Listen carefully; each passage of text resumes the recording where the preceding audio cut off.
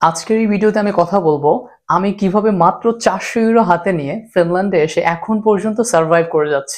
এই ভিডিও থেকে শিক্ষা নিয়ে আপনিও ডিসিশন নিতে পারবেন আপনি কি এই চ্যালেঞ্জগুলো নিতে সক্ষম নাকি সক্ষম না। আগেই বলে রাখি, ফিনল্যান্ডের জব ক্রাইসিস এটা অসত্য বলে কিছু নাই, এটা একদমই সত্য।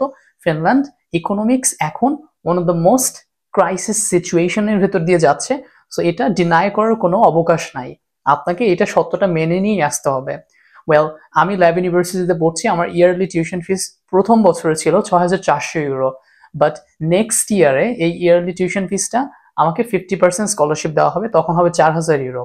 সো আমি বেসিকলি ফিনল্যান্ডে আসি 1 অগস্টে, and then I got my job, my first job after a month. এক মাসের ভিতরে আমি job pi, but trust me, it was not good enough, right? আমরা মনে করি যে লাইক বাংলাদেশে থাকার সময় আমরা ক্যালকুলেট করি যে আওয়ারলি 10 ইউরো করে দিবে কিংবা 12 ইউরো করে দিবে, আমি তো 25 ঘন্টা কাজ করবো, সো আমরা ক্যালকুলেট করে দিই এন্ড মান্থলি হিসাব করে বের করি যে 1200 ইউরো আমি মান্থলি ইনকাম করব।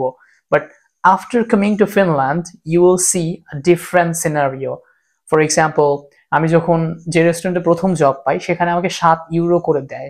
এখনো ওই রেস্টুরেন্টে যদি আমি কখনো কাজে চাই, তারা আমাকে 7 ইউরো করে পে করে। সো এটা কিন্তু আমি যখন বাংলাদেশে ছিলাম আমি কখনোই জানতাম না, আমার মাথার ভিতরে এগুলো ছিলই না। আমার মাথার ভিতরে ছিল যে সবাই তো 10 ইউরো কম অ্যাটলিস্ট কেউ দিবে না।